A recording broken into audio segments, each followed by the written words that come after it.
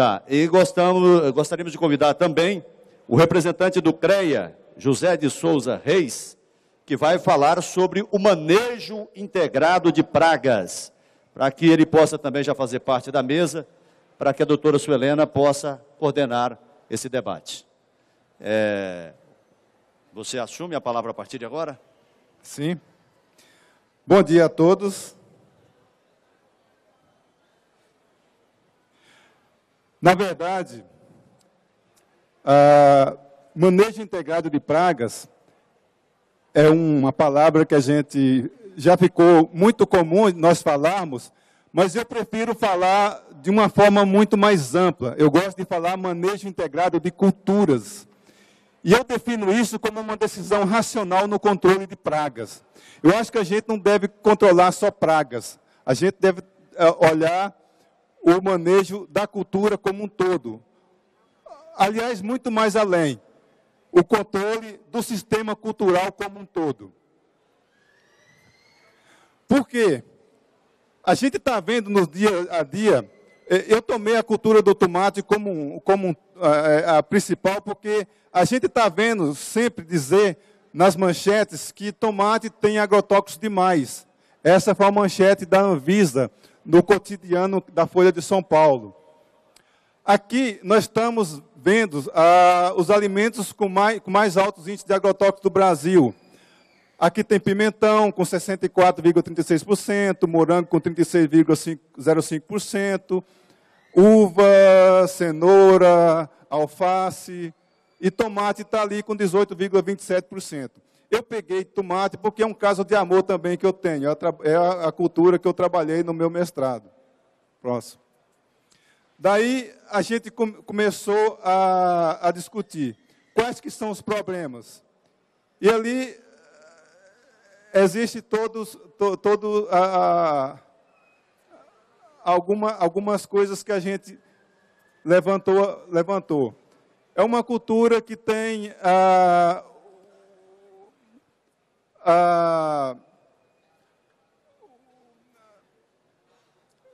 muitos problemas, o conhecimento das pragas é muito pouco. Na verdade, o produtor não conhece direito a biologia, a bioecologia dessas pragas. A assistência técnica é muito pouca. Normalmente as pessoas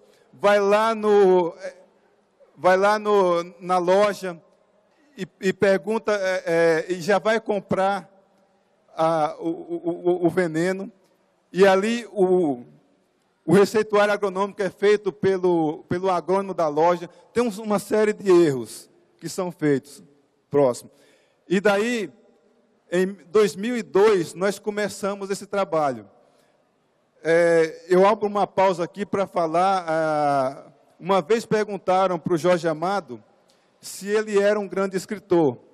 E ele disse que não, que grande escritor para ele era o Mário Vargas Llosa, que não conhecia o Nordeste, e escreveu um livro lindo sobre a Caatinga, que ele era só um contador de histórias. E eu, na verdade, nesse momento, eu começo a contar uma história, que foi a minha história com tomate, a partir da minha dissertação de mestrado. Eu comecei aí conhecendo a cultura do tomate a partir de Goianápolis. Tá? E aí eu percebi como que as pessoas plantavam o tomate comercialmente e de maneira convencional. As pessoas, primeiro, eles aplicavam de forma no calendário, do famoso calendário de plantio. No calendário, eles faziam normalmente aplicações terça, quinta e sábado. O próximo. E como que era definido isso aí? Primeiro, porque o vizinho aplicava daquele jeito. Depois, por causa do conhecimento que ele já tinha. Depois, por causa, às vezes, do susto que ele ia lá e ele achava muita mosca branca. Aquele tempo tinha a traça do tomateiro, que era o principal problema. E eles iam fazendo essa loucura de aplicar aquilo de forma mais desordenada possível. Tá? Era meio na achiometria. E aí a gente começou a ver aquelas loucuras que fazia. Eu acompanhei um produtor que se chamava Francisco da Mata. Ele aplicou durante todo o ciclo da veneno ou agrotóxico contra a traça do tomateiro. Em nenhum momento apareceu traça do tomateiro na cultura dele. Tá? Então ele jogou veneno fora. E eles faziam de 45 a 50 aplicações por ciclo da cultura. Tá? E a gente achava uma loucura aquilo tudo. Próximo. E daí a gente começou a avaliar isso. Nós vamos conhecer a segunda fase da minha dissertação, que foi lá em Partido do Alferes, o manejo integrado. Porque a gente também conhecia lá da agronomia que antes, para você combater pragas, a gente tinha que conhecer as táticas, e todas as táticas de controle, que envolvia desde o manejo cultural, o controle integrado, o manejo ecológico, e só lá no final, quando você não tivesse nada desse certo, é que você lançaria a mão do agrotóxico. Tá? O agrotóxico seria a sua última instância. Mas isso não é o que acontece no meio. E isso não prevalecia. Próximo. E lá, em Partido do Alferes, nós conhecemos o manejo integrado. E as pessoas faziam levantamento de pragas, faziam isso, tinha toda uma caderneta de campo. As pessoas faziam ensacamento de frutos, tinha todas umas outras estratégias. Próximo. Tá? Faziam análise de solo, faziam todo um controle diferenciado. Próximo. Tá? Aqui está uma ficha de campo do MIP que se fazia. Próximo.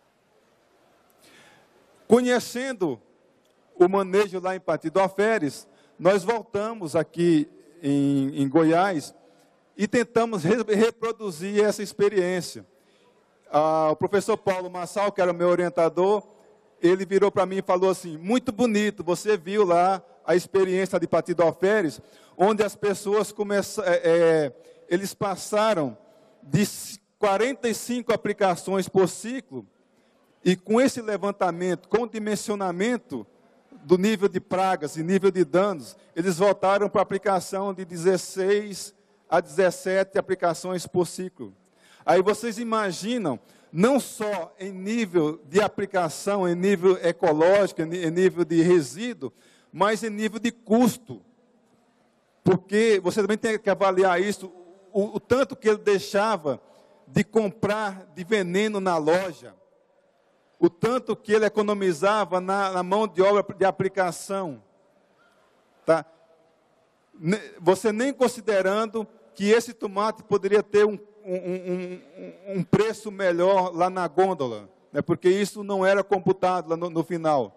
Tá? Era um produto de qualidade melhor. Ele poderia ir para um mercado melhor. Mas só você ter um produto melhor, você teria que comparar esses custos.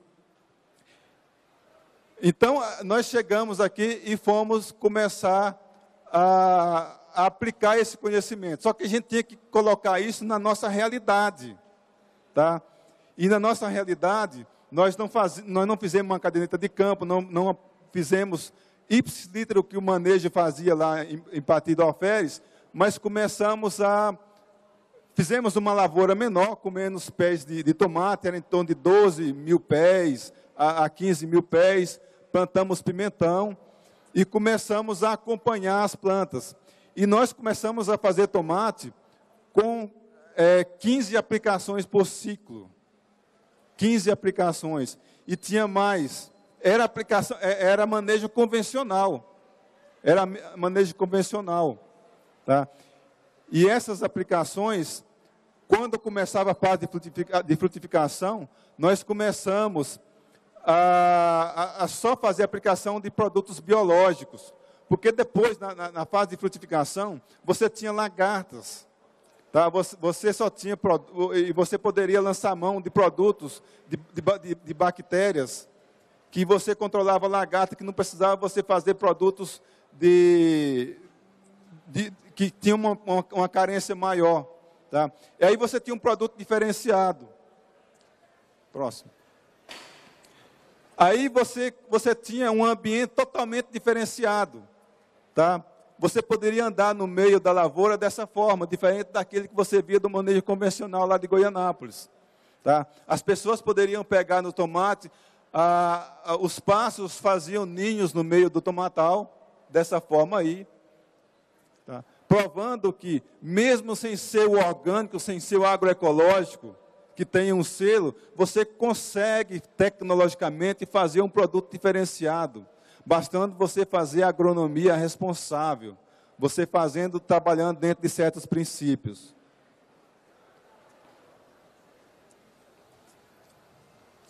Próximo. E aí, dando sequência a esse trabalho, em 2005 entra a Luciana. Eu vou lá em São Paulo visitar o trabalho da Luciana, que foi uma aluna aqui da Escola de Agronomia, e ela trabalhava com orgânicos lá em Ibiúna. E resolvemos incrementar o trabalho racional e passarmos a trabalhar com orgânicos. Tá? Porque a Luciana se comprometeu a comprar o nosso... Porque a gente não tinha uma tradição de trabalhar orgânicos aqui, agroecologia aqui em Goiás. E a Luciana mandou falar para o Paulo que o restante do produto excedente que nós produzimos aqui em Goiás, ela compraria na Horta e Arte, lá em São Paulo. Próximo. E daí nós começamos a investir na mudança de estratégia do plantio convencional e começamos a implantar o trabalho, o agroecológico e o orgânico. Tá? E nesse momento nós começamos a mudar totalmente as bases do plantio. E aí alguns princípios básicos, eles são evidenciados. Esses princípios básicos só para o orgânico? Não, gente. Orgânico não é milagroso, não é milagre. Orgânico são questão de princípios. Se você seguir esses princípios aqui, você vai conseguir produzir no convencional? Vai também. Você vai conseguir também.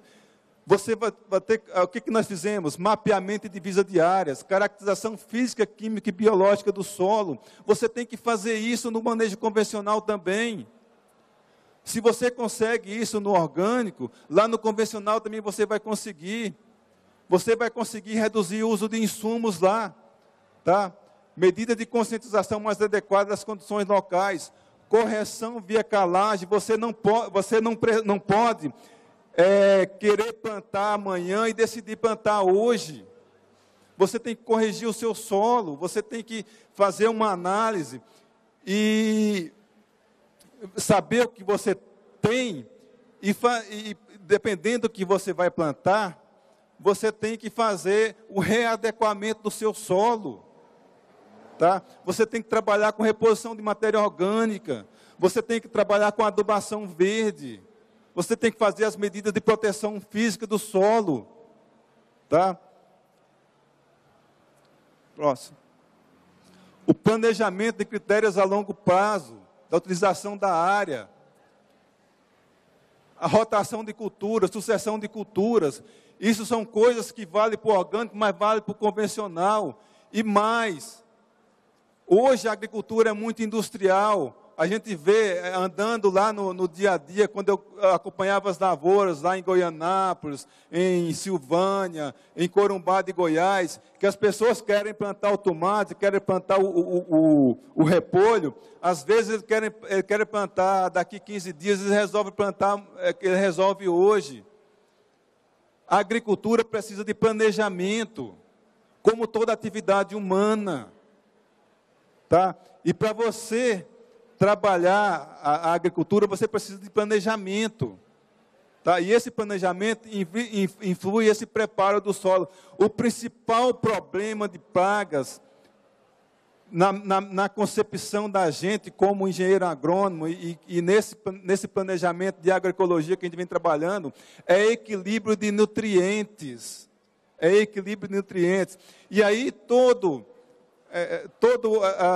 um equilíbrio ambiental, um equilíbrio de proteção de vegetal, de proteção de cultura, proteção física. Tá? Certa vez eu fui visitar uma lavoura, quando eu estava entrando na mosca branca em Goiás, quando estava aquela loucura da virose, tinha uma lavoura de tomate totalmente destruída por geminivirose. Mas o que aconteceu? Tinha logo adiante uma lavoura que estava em estágio terminal, uma lavoura que estava com muita mosca branca, onde a mosca branca migrou daquela lavoura que estava por ser destruída, que não foi destruída, migrou para aquela lavoura nova. E aquela lavoura nova, ela não cresceu, porque simplesmente aquela mosca branca que estava na lavoura anterior, ela destruiu a lavoura posterior. Então, assim, questão de planejamento. Então, são uma série de coisas. Próximo. Preparo do solo. Plantas com finalidade de isolar áreas para talhões, quebra-ventos. Próximo. A agricultura orgânica considera que as plantas equilibradas é menos preferida e ou mais tolerada por problemas fitossanitários. Aí entra a teoria da trofobiose. A teoria da trofobiose diz que a planta equilibrada, ela não é preferida pelos insetos. Tá? Gente, isso não funciona só no orgânico, no agroecológico, não funciona para toda a agricultura. Tá? É planejamento. Então, se você quiser um plantio racional, se você quiser usar menos agrotóxicos, você tem que trabalhar equilíbrio da natureza, equilíbrio na sua lavoura, equilíbrio de solo. Próximo. Cultivos de campo, medidas culturais, local de cultivo, diversidade de cultivo. Uma outra coisa muito interessante, nós começamos plantando lá em Hidrolândia, tomate, pimentão e brócolis. Só que com o tempo, nós fomos diversificando. Hoje, na fazenda lá do Paulo, a gente produz muitos, eu não sei precisar, mas nós produzimos mais de 20 variedades de cultura. Tá? Essa diversidade, isso é muito... Porque, pensa numa situação, na natureza em si, ela não tem praga. Quando a gente começa a interferir na natureza, você começa a selecionar. Tá? Quando você começa a selecionar, as pragas, você vai ter mais de uma planta e as pragas começam a preferir aquela planta. Quanto menos você deixar predominando uma espécie, menos você vai ter comida para aquela espécie de praga. Tá? Então, se você tiver uma diversidade maior, menos você vai ser predominância de determinada praga. Agora, é impossível você voltar à condição natural como ela é? É impossível. É impossível você voltar à condição de floresta, porque nós, humanos, precisamos nos alimentar. Só que quanto mais você diversificar, é claro que você não vai voltar à condição autóctone como que é a natureza, mas você tem que voltar a uma condição o mais equilibrado possível. Né? Cultivos protegidos, você fazer cercas vivas, você fazer, na medida possível, plantas teladas. Tem uma série de manejos que você pode fazer também que ajuda. Próximo. Aqui a gente tem uma tabela, não dá para vocês ver aí, mas níveis de danos para culturas. Porque mesmo no sistema orgânico, você tem os produtos para controle de pragas. Não são os agrotóxicos, mas você tem os produtos permitidos. Tá?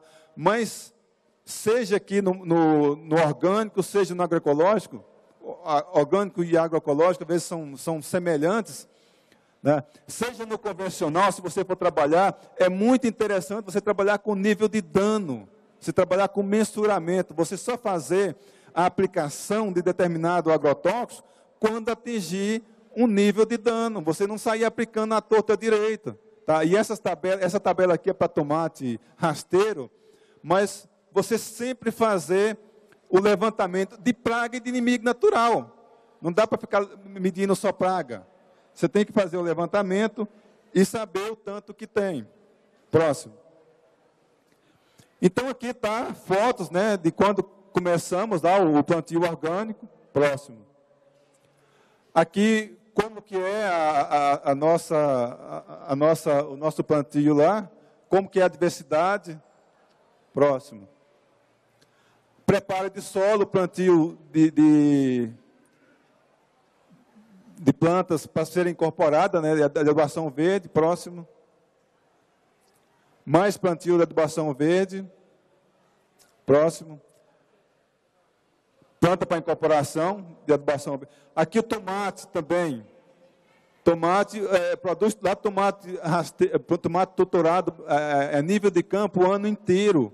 Com esse nível aqui, ó. Isso aqui é um ensacamento de plantas, isso aqui é uma tática interessante. O ensacamento de plantas, principalmente, ele visa a proteção contra a broca pequena do fruto. Tá? Só que é uma tática que ela foi desenvolvida lá em Patidoféres, a partir até as pessoas começaram a imaginar, porque as pessoas faziam isso para goiaba.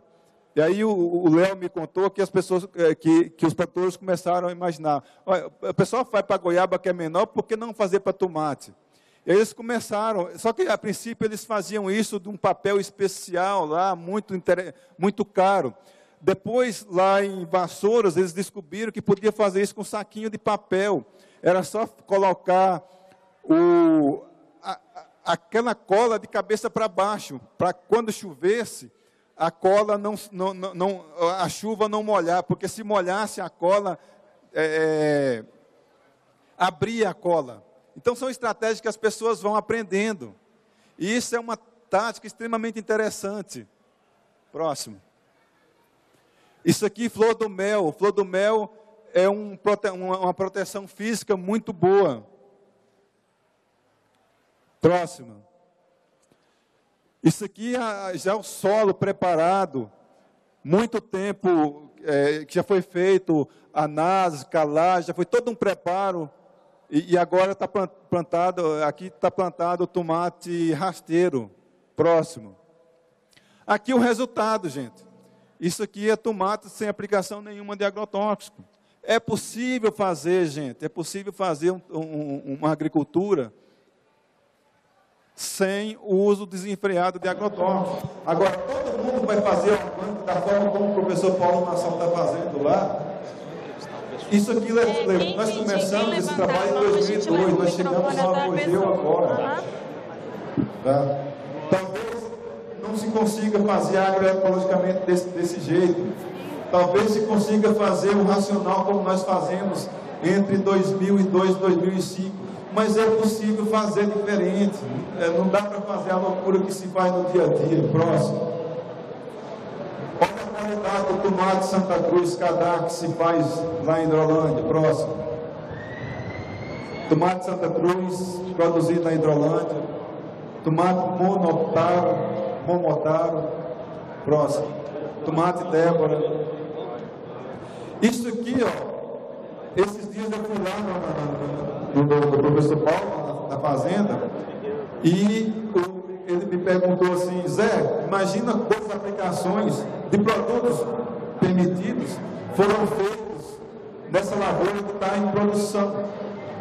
Eu fiquei olhando assim, não imagino quanto, isso não foi feito nenhuma. Mesmo dos produtos permitidos, não foi feito nenhuma aplicação. Nessa posição aqui, o produto já está produzindo. Próximo. Aqui, ó, tomates, a Esther comendo um tomate. Só que esse tomate aqui produzido em estufa, sem aplicação nenhuma, gente. Então é possível fazer. Próximo. Então, gente, Essa aqui é a minha mensagem final. Conversão, primeiro, essa aqui, o professor Paulo passou esse slide, a conversão das pessoas para a cultura. Primeiro se converte as pessoas para depois se converter o sistema de produção. As pessoas primeiro têm que mudar a cabeça. É possível fazer, né? Só que primeiro eu tenho que pensar, primeiro eu tenho que decidir fazer. Se eu não decidir, se eu não quiser fazer, não adianta vir um pacote desse, um pacote B, um pacote do professor Paulo, um pacote de quem quer que seja, né? É uma exigência. Hoje o Rodrigo falou agora que a Europa exige, que os consumidores estão exigindo, mas essa exigência tem que ir lá para o produtor também, tá? As pessoas têm que começar a pensar.